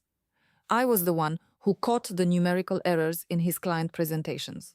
I was the anonymous engine that made him look brilliant and highly competent in front of clients who would never even learn my name. The arrangement was positioned as mentorship. It was in practice a form of professional parasitism. Martin developed habits. He would forward emails to me at 11 at night with a single-line thoughts by morning. He would add my name to project teams after the kickoff meeting, ensuring I inherited responsibilities without input. He would schedule strategy sessions that were actually requests for me to prepare his talking points for his own meetings. When I tried to set boundaries, suggesting that some requests fell outside my role, he would grow quiet, then mention casually how competitive the upcoming review cycle would be, how important it was to have senior advocates in one's corner, how easily promising careers could stall without the right support. The implicit threat was never spoken directly. It didn't need to be. The breaking point arrived during an acquisition deal that should have cemented both our careers. It required months of meticulous due diligence negotiations that ran into the early hours of the morning, and a level of strategic foresight that Martin was entirely incapable of. I supplied the foresight. Martin supplied the confident public presentation. In the final week before closing, I made an error. Sleep-deprived and running on caffeine, I transposed two figures in a sensitivity analysis. The error was minor. It didn't change the fundamental recommendation, but it was the kind of mistake that could be weaponized if someone wanted to use it. Martin found it. He didn't mention it to me. Instead, he mentioned it to a senior partner in passing, framing it as something he had caught and corrected himself, adding that perhaps Anna was taking on more than she could handle. I learned about this secondhand from a colleague who thought I should know. I fixed the error that night. I also started keeping copies of every email, every document, every timestamp that showed who had actually done the work. When the deal successfully closed, there was an extravagant celebration in the largest conference room. Champagne was poured freely. Formal toasts were given, backs were slapped. Martin stood at the center, accepting congratulations like a hero returning from a victorious campaign. My name was mentioned exactly once in a quick dismissive aside as someone who had efficiently helped with the foundational research. That night alone in my small apartment, I looked at the business card Thomas Reynolds had given me 6 months prior. I still hadn't called. I continued to tell myself I needed more tenure, more unassailable credentials, more proof that I was worth the immense risk he represented. But the real reason was much simpler. I was terrified. Terrified to leave the stability of a known system, however flawed. Terrified to step into a stratosphere where I would be judged solely on my own name without the safety of a major team to fade behind. Terrified that my family's lifelong judgment was right, that I was only ever destined to be an excellent invisible support system for someone else's true ambition. I carefully placed the card back in my drawer. But the next day, I stopped working weekends for Martin Price. The change wasn't confrontational. I simply began saying no to all requests that fell outside the clearly defined scope of my duties. When Martin asked me to overhaul his presentations, I politely informed him I was dedicated to my own priority assignments. When he attempted to schedule urgent late-night strategy meetings, I had immovable prior conflicts. His reaction was immediate and revealed the entire foundation of our transactional relationship. "You're being incredibly selfish, Anna," he hissed at one afternoon, cornering me by the office's beverage station. His voice was low, tightly controlled the tone of a man whose habitual entitlement was being challenged. "I've personally invested significant capital in your development here. The minimum you owe me is to be a cooperative team player." "I am a team player," I responded, meeting his gaze. "But genuine teams require contributions from more than a single member." His face darkened, losing its polished sheen. "You are making a serious, irreversible mistake. People like you require people like me. Without my direct sponsorship, you will stagnate at this firm." I thought about all the midnight hours I'd spent salvaging his reputation while he slept peacefully. All the credit he had effortlessly absorbed for my original ideas, all the times he had strategically placed himself between me and any opportunity for deserved recognition. Perhaps I conceded, but I have decided I would prefer to fail on my own honest terms than to succeed spectacularly on yours. The retaliation was swift, calculated, and perfectly predictable. Martin began systematically excluding me from crucial operational meetings. My name was removed from critical projects I had personally been leading. Quiet whispers began circulating through the executive floor. I was difficult. I harbored a chip on my shoulder. I wasn't a team player after all. A senior associate stopped me in the hallway to mention with false concern that she had heard I was struggling with the workload. Another colleague asked if everything was okay at home. The whisper campaign was professional, deniable, and devastatingly effective. I recognized the entire playbook, not from business texts, but from my own family dynamics, the systematic isolation and erasure of the individual who refused to accept their designated subservient role. The same tools, merely in a different professional setting. This time, I was fully prepared. I meticulously documented every interaction, every email, every meeting, every single project I had single-handedly contributed to. I preserved time-stamped copies of my work, creating an undeniable paper trail of authorship. I built a comprehensive case, not for litigation, but for absolute ironclad defense. When Martin attempted to claim authorship of a massive analytical presentation, I had written from concept to conclusion. I was ready. The partners' meeting was his intended grand moment. He delivered the deck brilliantly. He was always an excellent, charming performer. The analysis was comprehensive, exactly the strategic work the partners valued. At the conclusion, a senior partner asked a highly technical specific question about the underlying data framework. Martin hesitated, just a slight fractional pause of uncertainty. But in that room, before those specific people, even a flicker of doubt was fatal. Perhaps Anna could provide that detail, Victoria said calmly from her seat, since she developed and constructed the entire analytical framework used in the presentation. The room snapped into focused silence. Martin's victory smile evaporated. Victoria produced a clean document, the same presentation, but with the digital metadata clearly displaying the true author and creation timestamps. I firmly believe in giving credit precisely where it is due, she stated, addressing Martin directly. Do you not agree, Martin? The meeting concluded shortly thereafter. Martin wasn't immediately terminated. He still had too many political ties for that, but his internal trajectory instantly shifted to terminal decline. The promotion he expected went to an external candidate. His reputation for brilliance was permanently tarnished. I felt no celebration. I had merely defended my position. The tremendous energy I'd spent protecting myself was energy that I could have invested in building. That night, I retrieved Thomas Reynolds' business card from the drawer and dialed the number before I could talk myself out of it. "This is Anna Chen," I said when he answered. "You told me to call when I was finally ready to do something bigger." I remember the conversation perfectly. He said, his voice calm, entirely devoid of surprise. "Are you ready now, Anna?" I thought about Martin Price, about my father, about every single person who had ever tried to force me into a mold of convenient smallness. Yes, I confirmed the word, resonating with certainty. I am ready. The transition to Reynolds Capital happened faster than I could have anticipated. Thomas Reynolds was a man who measured minutes like currency.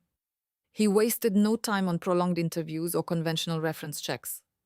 He openly admitted he had been observing me for months, ever since that night at Eleanor Vance's gathering. He already knew my track record, my distinct strengths, and my history of being the person who quietly executed the critical work while others took the credit. What he offered me was unprecedented. It wasn't a mere job. It was a partnership structure, an opportunity to co-invest directly in early-stage ventures, allowing me to build and manage a portfolio entirely my own within the larger protective framework of Reynolds Capital. In exchange for my unique analytical abilities and my quietly developing network, I would receive significant equity, complete operational autonomy, and something I had never possessed, a powerful, influential person who was actively betting on me instead of consistently against me. The only condition was absolute discretion. I had to leave my current firm with zero drama. No internal grandstanding, no public bridge burning, no tell-all exit interviews. Thomas valued my skills, but he valued silence and strategic invisibility even more. In his world, the people who constantly talked about power were the ones who possessed the least of it. The requirement complicated everything. Martin's whisper campaign had already damaged my reputation internally. If I left abruptly, the narrative would be that I had been pushed out, another difficult woman who couldn't handle the pressure. If I stayed too long, Martin would find another way to undermine me. I spent 3 months preparing my departure with surgical precision. I methodically wrapped up all my active projects, seamlessly transitioned key client relationships, and ensured that nothing would collapse in my absence. The people who had blindly relied on my work would continue to receive the same quality, just not from me. During those months, I slept poorly. I ran scenarios in my head at 3 o'clock in the morning. What if Thomas's offer fell through? What if Martin discovered my plans? What if the transition cost me everything I had built? The anxiety was a constant pressure behind my eyes, a weight I carried alone, because there was no one I could safely tell. My resignation letter was exactly 2 paragraphs long. Professional, expressing detached gratitude. Final. Martin Price learned I was departing before my final day. I caught him watching me from his office door. His expression an unsettling mix of relief and something close to naked fear. Without me to perpetually clean up his errors, he would finally have to perform or face his own inevitable exposure. He approached me once near the elevator, attempting something that might have been reconciliation. "I hope there are no hard feelings, Anna," he said, his voice carefully modulated. "We made a good team." I looked at him for a long moment. "We were never a team, Martin. You were a client. I couldn't bill." I walked away before he could respond. On my final afternoon, Victoria Ashford stopped by my desk. She didn't say goodbye. That wasn't her style. But she handed me a small, heavy box wrapped in silver paper. Inside was a wristwatch. Simple, heavy, and elegant, the kind of piece that cost significantly more than my first year's salary at the firm. The back was engraved with a crisp, stark sentence. "Time is the only resource that can't be recovered. Use yours wisely." "Thank you," I said, meeting her eyes, "for everything you taught me." She gave one sharp nod. "Don't thank me, Anna. Succeed. That is the only gratitude I require." Reynolds Capital operated out of a pristine glass tower in Midtown, the kind of building that announced its importance silently. My new office was on the 32nd floor, a smaller space than the partners' suites, but larger and more luminous than anything I had ever occupied. It had a window that faced east toward a personal future. I was finally ready to define on my own terms.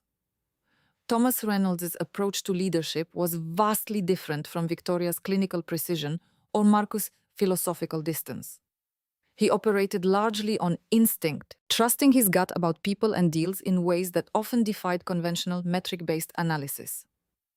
Under his expansive guidance, I learned that sometimes the best strategic decision was the one you couldn't fully justify in a spreadsheet.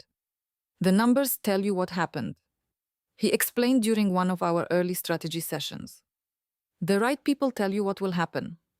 Learn to read the people, and the financial metrics become a necessary but secondary footnote. I applied his philosophy immediately to my first major co-investment, a complex healthcare technology startup that every other analyst had dismissed. The founder was notoriously difficult. The core technology was unproven on a large scale, and the potential market was currently uncertain. Every standard metric suggested walking away entirely. But I had spent hours meeting the founder. I listened to her story, watched how she talked about patients, about fundamental outcomes, about closing the massive gap between healthcare promises and actual delivery. She possessed a fierce burning conviction that reminded me of myself at 22. Desperate to prove an idea, willing to burn her life down to see it realized, I convinced Thomas to take the meeting. Then I convinced him to authorize the initial investment. Over the next 4 years, I worked alongside the founder, helping that startup navigate the minefields. The first 18 months were brutal. A key technical hire quit, a competitor emerged with deeper pockets. A pilot program with a major hospital system collapsed over regulatory concerns. I considered walking away twice. Both times, I stayed. The company didn't become a thriving success overnight. It became a company that survived long enough to find its market. When we finally exited a strategic acquisition, not the IPO, the founder had dreamed of, the return was strong. Not 40 times our initial stake, closer to 12, but 12 times earned over 4 years of genuine difficulty meant more to my reputation than any fantasy multiple. The years that followed were not a straight line. By 32, I had built a portfolio that looked impressive on paper, but included 2 significant losses that kept me awake at night. By 33, I had secured a seat at tables I once couldn't have entered. But I also watched a deal I championed collapse in ways that nearly cost me Thomas's confidence. By 34, I had learned the difference between success and invincibility. I was the former. I would never be the latter. but I had accumulated the one element I had longed for since that conversation in my father's study. I had undeniable proof. Not that I needed it for them anymore. I had stopped needing their validation years ago. But there is a distinct difference between not needing something and not wanting the finality it represents. I didn't need their approval, but part of me still wanted them to fully grasp the colossal mistake they had made. Not for retribution, but for the closure of an open, painful chapter. The final conclusive opportunity arrived unexpectedly. Thomas announced his retirement in the fall of my 7th year at Reynolds Capital. He had been planning it for years, he admitted, but hadn't known who possessed the vision and ethical rigor to carry on the legacy he had built. Until me. The transfer of majority ownership took 18 months of intense legal and financial maneuvering. By the time the final regulatory approvals were secured, I was the majority shareholder and named CEO of one of the most respected private equity firms on the East Coast. I was also, according to the business press, that finally started paying attention, a certified billionaire. The word felt strange when it was first formally attached to my name. Money, I learned, doesn't fundamentally change who you are. It simply removes the constant obstacles that prevent others from seeing you clearly. My family learned about my existence and my success the same way everyone else did, through major financial headlines, glossy magazine profiles, and the occasional television segment. I never reached out to them. What was the appropriate dialogue? Look at me now. Remember when you declared I would never amount to anything? The satisfaction of that confrontation was always far better in my imagination than it would be in an awkward, meaningless phone call. What I craved was not recognition. It was complete, permanent indifference. The ability to hear my father's judgmental voice in my memory and feel absolutely nothing at all. I was almost there. The Christmas gala invitation arrived in early December, forwarded through so many layers of professional intermediaries that it took time to trace its origin back to my father's office, his annual holiday celebration, the event I hadn't attended in 12 years. This year, Thomas Reynolds was listed as the official guest of honor, the man my father had been trying desperately to meet for decades. Thomas called me the day the invitation arrived. "You know, Richard sent this," he said. "He has no concept of our current relationship.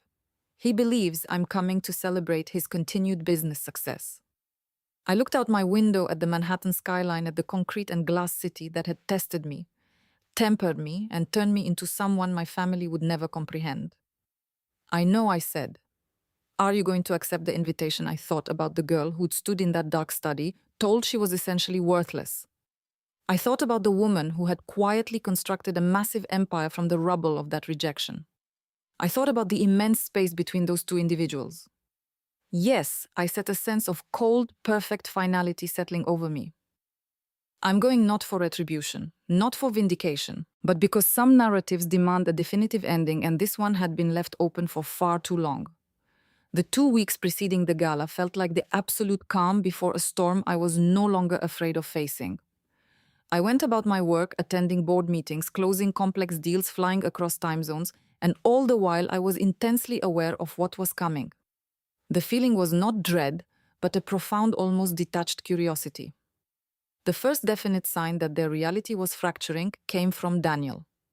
He called on a random Wednesday evening. I didn't recognize the number, but his voice when it came through the speaker was tentative. "Anna." And he said my name like he was testing whether he still had the right to use it. "It's Daniel, your brother. I know who you are." A pause. "I wasn't actually sure you'd even answer my call."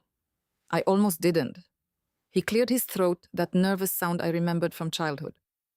"Look, I know we haven't been close. I know things were complicated when you decided to move, but Dad's having the party and I was wondering if I'm planning to attend." "Are you—" I let the question hang there, savoring the uncertainty in his voice. Daniel had been shielded from uncertainty his entire life. Our father had smoothed every path. "Yes," I said finally. "I'm coming." "Oh." He sounded genuinely surprised, then tentatively relieved. "That's great. That's actually really great news, Anna. Dad will be pleased." I profoundly doubted that last sentence, but I didn't correct him. I have to ask. Daniel continued, his voice taking on a more probing tone. Are you doing okay financially? I mean, because if you need help with travel or clothes or anything, I don't need help. I'm just saying, if the city has been tough, there's no shame in Daniel. I cut him off. I don't need help. I'll see you there. After hanging up, I sat with the phone for a long time, thinking about the boy Daniel used to be. I wondered if any trace of that boy still existed beneath the carefully tailored corporate identity he'd become. The next sign came from an entirely unexpected source. I was attending a formal charity gala in the city. A woman approached me near the bar. She was my approximate age, possessing the impeccable polish of someone raised within the same Connecticut social circles as my family. I didn't recognize her, but she clearly recognized me. You are Anna Chen, she confirmed. Richard Harris's daughter. I was. Today, I am just Anna Chen. She offered a quick knowing smile. My mother went to school with your mother Emily. She used to talk about how lovely she was. I've been quietly tracking your career. What you've managed to build is genuinely spectacular. Thank you. I also know, Anna, that your family currently has no idea who you have become. She leaned in slightly. I attended a dinner party last month. Your father was there. When someone finally asked about his other child, he dismissively said, "You are finding yourself in New York. Finding yourself as if you haven't found enough capital to financially dominate everyone in that entire room." I maintained my neutral expression, finding myself the casual dismissal that I was still the lost, directionless girl. He doesn't know the truth. I confirmed. None of them do. The best outcome, I said, meeting her gaze, is the kind where they have no one to blame but themselves. They didn't look because they didn't want to see. And now Thomas Reynolds is attending their Christmas party as my guest. Thomas Reynolds, the one your father has been actively trying to secure a meeting with for decades. The same Thomas Reynolds. And he knows about you, about your actual position. I allowed myself a rare, slow smile. He knows absolutely everything. The woman laughed, a sound of genuine, unbridled delight. I genuinely wish I could be in that room to witness their faces. You absolutely can be, I said. I am permitted to be a guest. And so 2 weeks before Christmas, I arrived at my father's gala with the distinct advantage, a witness. The girl who left had nothing but raw determination. The woman who returned had everything else. Tonight, everyone was about to fully comprehend that distinction. The ballroom looked exactly as my memory preserved it. The same blinding crystal chandeliers, the same somber oil paintings, the same careful assembly of entrenched money and institutional power. Yet it felt entirely different because I was different. My companion for the evening was Catherine. We entered together, two women generating a quiet, inevitable ripple of attention. My father spotted me almost instantly. He was standing near the entrance, playing the gracious host, shaking hands with the forced sincerity of a politician. When he saw me, his carefully composed expression fractured. Surprise, then rapid confusion, and finally a flicker of outright alarm. I crossed the room directly toward him. Anna. He said my name like it was an unfamiliar word he was testing for meaning. You actually came. You sent me an invitation, Dad. I didn't think you would bother. He caught himself rapidly recalibrating his social persona. It has been a significant time. You look well presented. Thank you, I replied, ignoring the awkward phrasing. He glanced at Catherine, struggling to place her in his mental hierarchy. And your friend Catherine Moore? Her mother knew mine years ago. The mention of my mother always had that slight disruptive effect on him, a reminder of the time before Margaret, before the slow erosion of our family unit. It's good to see you. He said the words practiced and completely hollow. Daniel mentioned you'd achieved some success in New York. A good position, he said. Did he? Yes. Something about a recent promotion. He was visibly fishing, I realized. He had no true understanding of my life, no grasp of the vast empire I had built in the years of his definitive absence. Anyway, welcome. Please make yourself at home among the guests. Make yourself at home in a room full of people who had watched him call me unattached 2 years ago. The layered irony was almost unbearable. I moved through the gathering with Catherine, exchanging polite greetings with various distant relatives who looked at me with confusion, as if trying to match my current appearance to a dusty childhood photograph. An elderly aunt who had meticulously tracked every one of Daniel's accomplishments finally asked what I was currently doing these days. A perpetually bored cousin asked if I was still living in that hectic city. I replied to them with vague, pleasant non-answers and watched their eyes inevitably slide past me toward more recognizable sources of power. They still didn't know. To them, I was the disappointing footnote, the daughter who had run away and predictably failed. The first definite crack in that rigid assumption came moments later. A distinguished man whose face I placed from various financial interviews approached me near the champagne table. He had the quiet, focused confidence of a person who no longer needed to rush anything. "You're Anna Chen," he stated. "I am Marcus Chen's protégé, I believe." He smiled warmly. "I suspected you might be here tonight. I sit on the board of a late-stage company we've been trying to get Reynolds Capital to look at. By any chance, would you have the time for a quick preliminary conversation?" The question was posed loudly enough that several surrounding guests turned instantly. I saw their expressions change, the subtle forced recalculation that occurs when an invisible person is suddenly revealed to be a powerful target. "I'd be happy to schedule a formal conversation through my office," I responded calmly.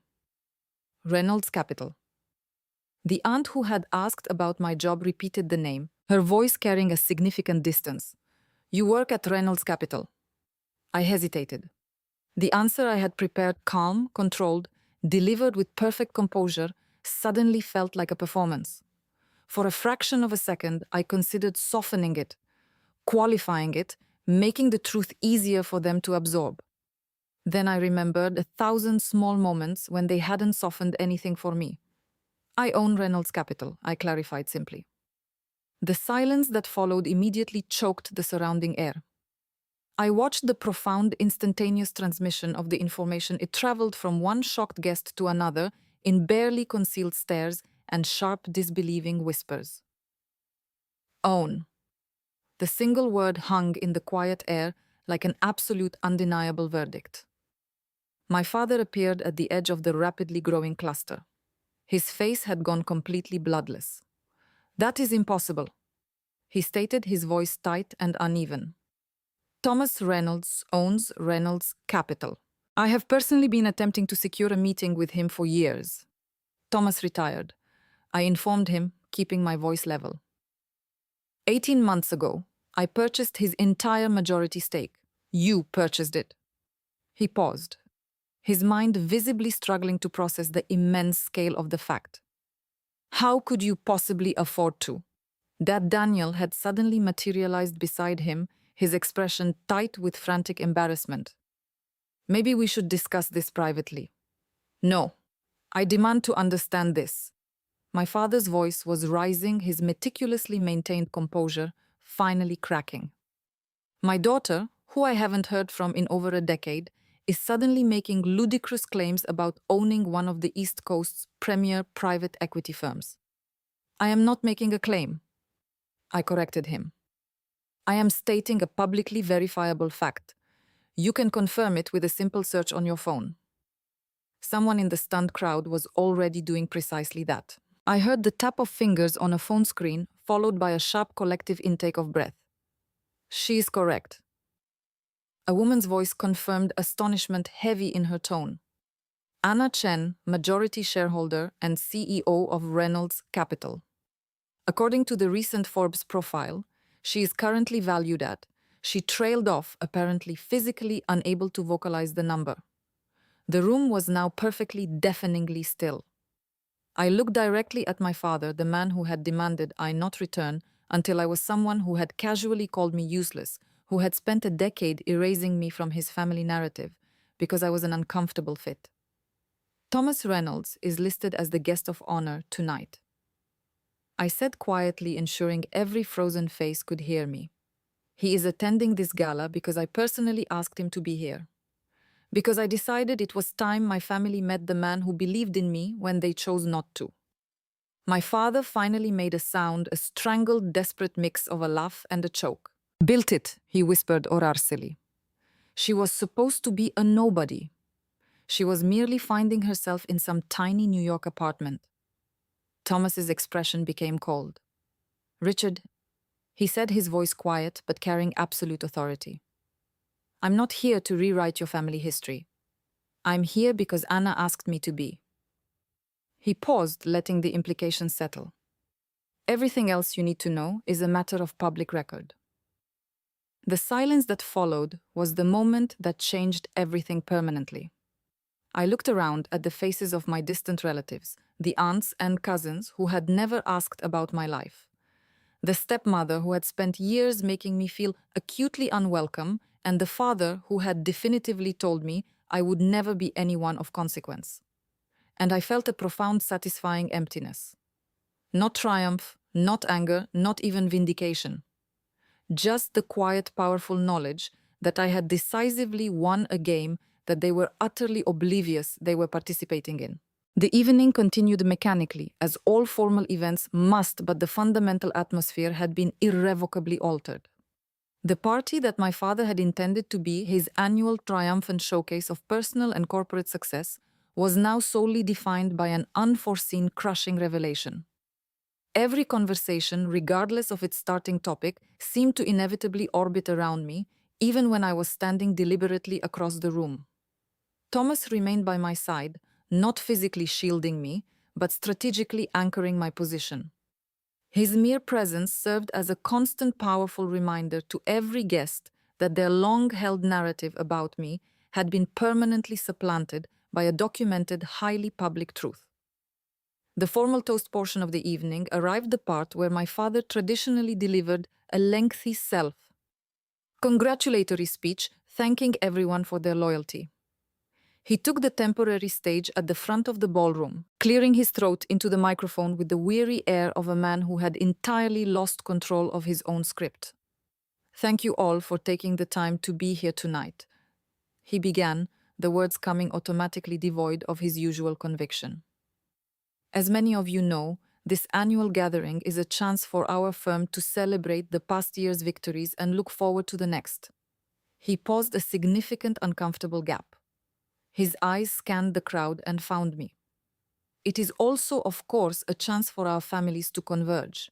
He continued, his voice thin and forced. "And I am particularly pleased that my daughter Anna was able to join us this year." The acknowledgement caused another immediate ripple through the room.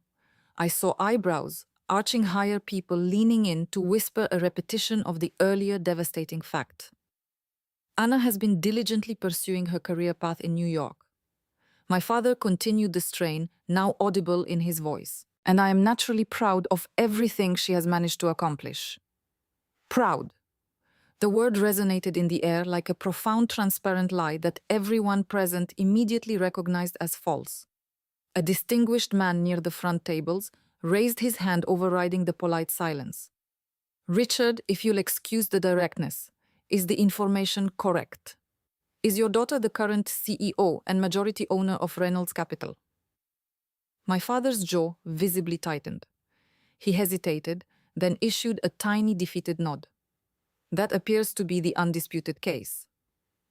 "Yes." "And you were entirely unaware of this fact until tonight?"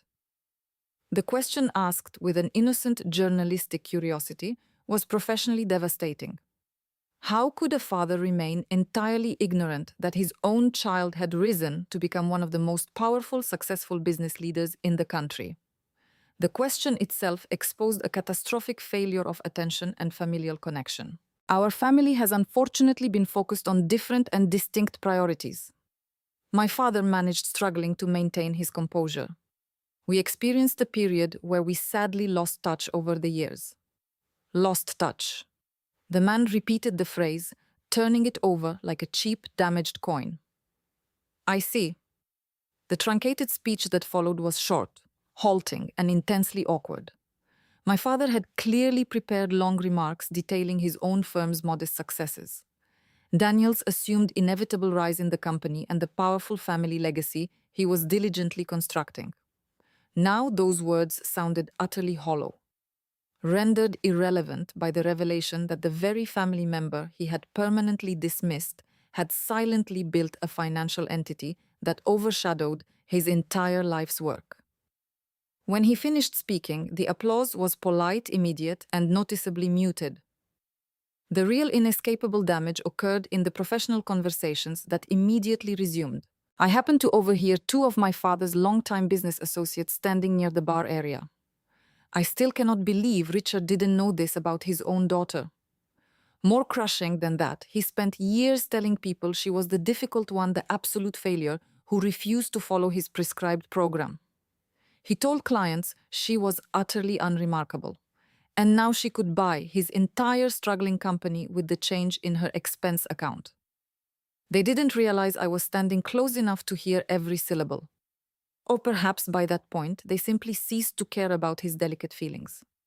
My father's desperate attempts to network through the remainder of the evening were total failures. Conversations that should have revolved around his quarterly achievements kept inevitably circling back to pointed questions about me. Did he possess intimate knowledge of the healthcare deal? Had he seen the stunning profile published in Fortune? Did he fully comprehend that his daughter's firm currently managed more liquid assets than the GDP of most small countries? Each casual question was another precise small-scale humiliation, delivered not with malicious intent, but devastating nonetheless. Daniel finally found me late in the evening. He looked profoundly exhausted, the kind of crushing weariness that comes only from having one's fundamental worldview permanently rearranged. How long, he asked, his voice low and barely audible. How long, Daniel? How long have you been? He gestured vaguely, unable to find the precise words to describe what I had become. Successful, approximately 8 years. Majority owner of the firm, 3 years officially. He nodded slowly, struggling to process the timeline. And you deliberately never told us anything. You aggressively established the rule that you would never ask. I did call you once or twice over the years. You called me to see if I was in such need. I would accept money. And to see if I was still pathetic enough to create a social embarrassment at holidays, you didn't even genuinely invite me to attend. He flinched violently at that last sentence, a small involuntary movement that confirmed I had struck a truth he could not deny. I didn't truly know, he whispered, about what exactly happened that night in the study, what Dad actually said to you. Yes, Daniel, you knew. You were standing right there. You specifically told me not to be stubborn and inconvenient. I honestly believed I was attempting to help you. You were attempting to make things easier for yourself, for Dad's reputation, not for me. He was silent for a prolonged moment, listening to the echoes of the dissipating party. Is this the reason you accepted the invitation? Daniel asked finally. Pure, unadulterated retribution. I considered the question seriously. Was this complex, meticulously planned situation simply retribution? The systematic public demolition of my family's fundamental assumptions about who I was? No, I replied. If my motivation were retribution, I would have executed this plan years ago. I would have called every magazine, demanded every public interview, and personally ensured that the entire world knew that Richard Harris's discarded daughter was worth exponentially more than everything he had ever managed to construct. Then why did you come tonight? Why choose this precise moment? Because I'm finally done. I looked around the immense, expensive room at the remnants of a party that had culminated in something neither my father nor I had ever remotely intended.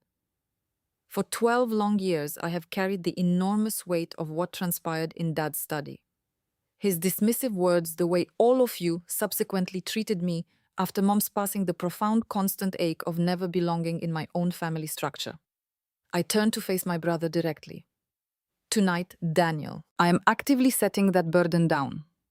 Not because you have offered an apology, not because anything has fundamentally changed between us, but because I am utterly exhausted from granting all of you that kind of definitive power over me, the power to wound me by your absence, The power to define me by your casual judgment.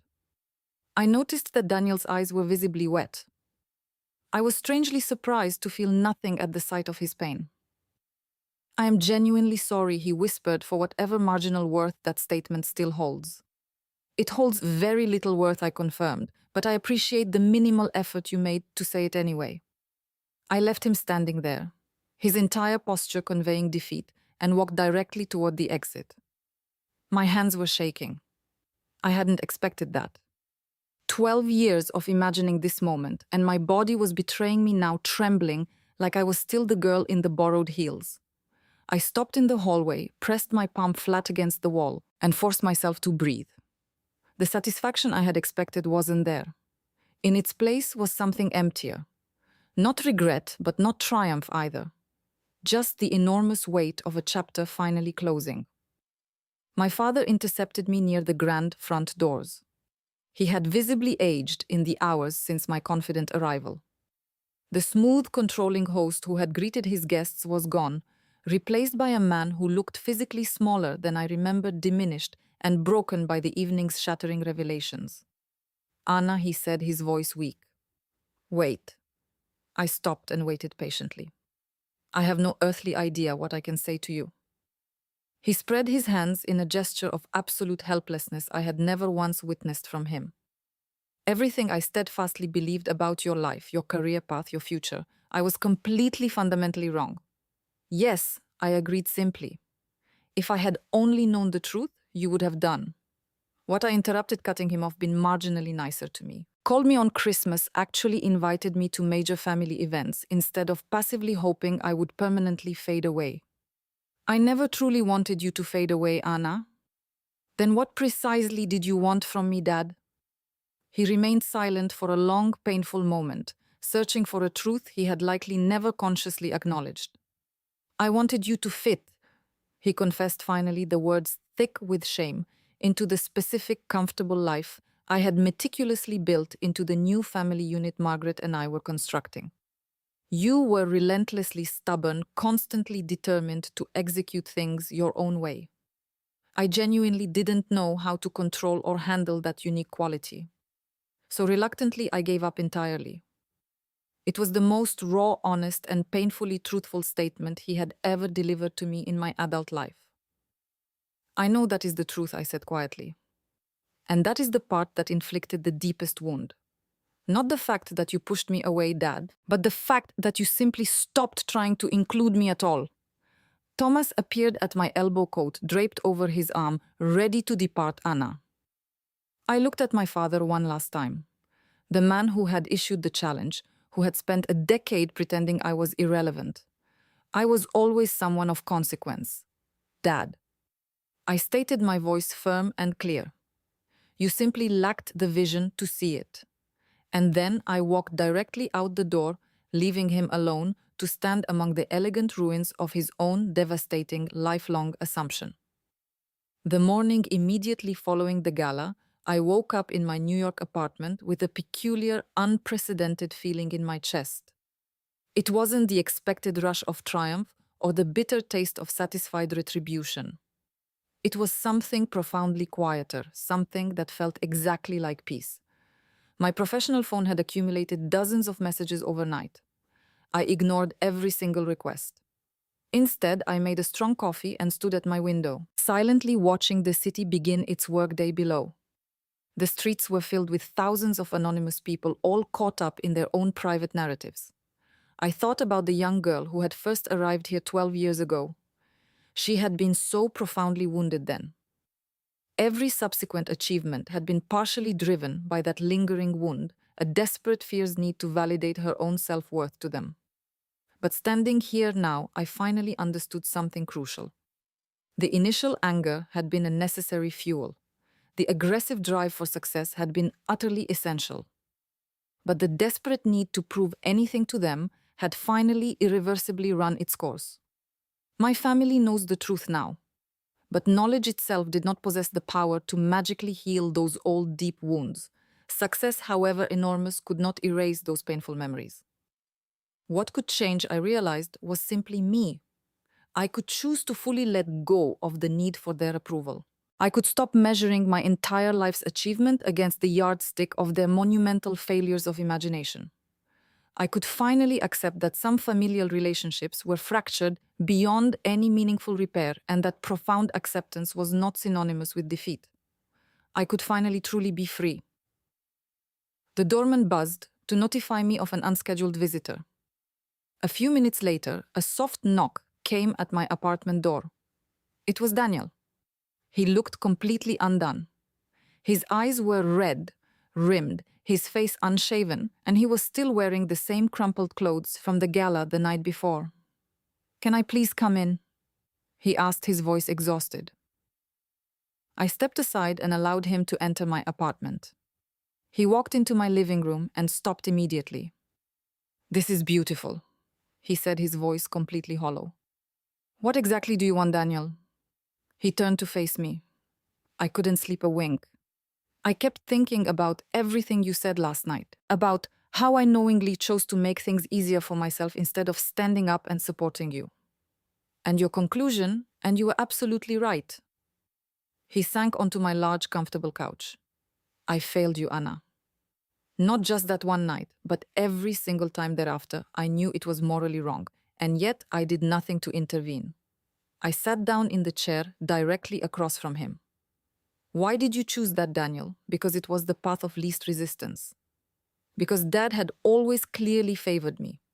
And I was fundamentally terrified that if I pushed back in your defense, I would permanently lose that protection. I convinced myself that you were an adult. You were resilient. You would eventually be fine."